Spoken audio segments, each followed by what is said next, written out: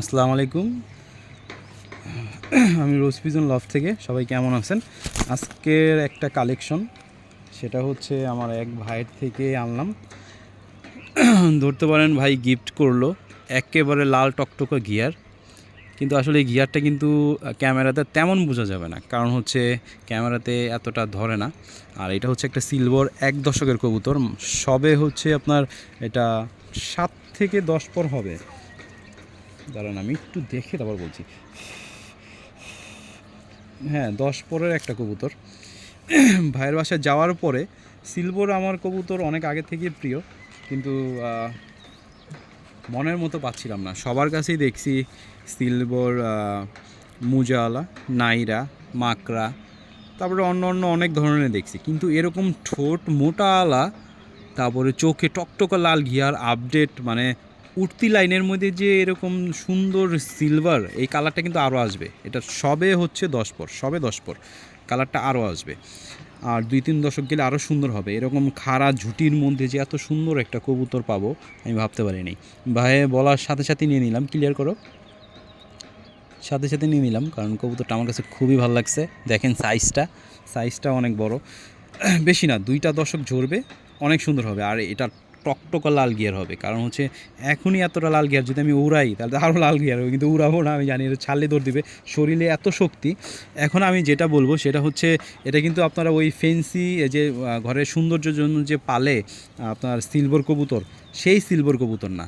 এটা হচ্ছে আমার কাছে মনে হয় এটা 2টা ফ্যাট দিছে, মিক্স করে তারপর কবুতরটা বানাইছে। মিক্স করে কবুতরটা বানাইছে বলতে আমি বলি, আমার কাছে মনে হয় এটা সিলভার লাইনের যে উঠতি লাইনের যে কবুতরগুলো আছে না, পাল্লা লাইনের, ওই পাল্লা লাইনের থেকে সিলভার আফসান বাঘা দিয়ে তারপর বের করছে। আমার কাছে যতটুকু মনে হয়, তার কাছে বাবা মা খুবই সুন্দর দেখলাম। এটা আপনার পুরো চিতা বাঘার মতো শরীরের যে ইস্টাটা, ক্যামেরাটা কেন জানি ধরতেছে না আমি জানি না, পুরো চিতার মতো। আর শরীরে খুবই শক্তি, উড়ার জন্য বেস্ট। আমি যে আনছি রাস্তার ভিতরে 3বার ও বের হওয়ার মানে করে ফেলছে, মানে আমি ভয় পেয়ে গেছি, রিস্কার মধ্যে থাপ করে বের হয়ে গেছে, আমি মানে ধরে ফেলছি, নয়তো এটা বের হয়ে যেত। বের হয়ে গেলে একদম ডাইরেক্ট। আর উনি তো এটা উড়ায় নাই মনে হয়, তো ওনা মানে এটার পাইতামই না। যাই হোক, কবুতরটা আমার অনেক পছন্দ হয়েছে ভাইয়ের বাসায়। ভাইকে স্পেশালি থ্যাংক ইউ। আর ভাইকে আপনারা সবাই চিনবেন, সে হচ্ছে আমাদের ড্যামরার রবিন খান। খুবই সুইট একটা মানুষ, কিউট একটা মানুষ, আর খুবই ভালো, অনেক ভালো, মানসিকতা খুবই ভালো। যার মন ভালো সে দেখতে অবশ্যই সুন্দর হওয়ারই কথা।